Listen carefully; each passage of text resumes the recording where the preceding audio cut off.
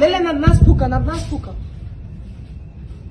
На оваа снимка објавена на Facebook се слушаат гласови на македонски државјани кои се наоѓаат во Израел.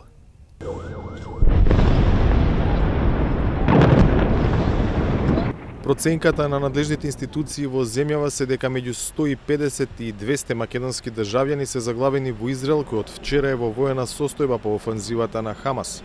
За сега околу 20 на граѓани успеале да се извлечат. 9 мина синоќа со специјален лет од Тел Авив до Тирана организиран од албанската влада и 7 на македонски државјани кои биле во Витлеем ја поминале границата и сега се во Јордан. Меѓутоа имаме уште граѓани кои што се таму. Јас пред да дојдам на овој настан разговарав со министерот за внатрешни работи кој што е вклучен. Имаме цел кризен штаб кој што се наоѓа во Министерството за надворешни работи. Мојот кабинет контактира со нашите земји соседи и со другите партнерски земји кои што имаат авиокомпании кои можат да слетуваат на аеродромите или во Израел, таму каде што може, или во околните држави.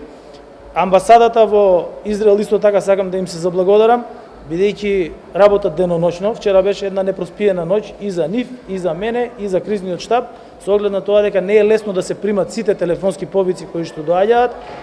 Имаме дел од граѓаните кои што се лоцирани, 50-тина, имаме уште кои што се уште не е стапено во контакт со нив, и на тоа се работи во моментов и се работи исто така на нивно излегување од Израел и безбедно враќање дома. Последните инструкции на Министерството за надворешни работи до македонските граѓани кои во моментот се во Израел се да ги почитуваат упатствата на безбедносните власти и да се пријават во амбасадата во Тел Авив или на дежурните телефони во централата во Скопје. Освен тоа, пратена е инструкција до македонската дипломатска мрежа во земјите од регионот да бидат подготвени и достапни за асистенција на граѓаните кои се во и околу подрачјата во Израел зафатени со борби. За Гласот на Америка од Скопје, Владимир Мирчевски.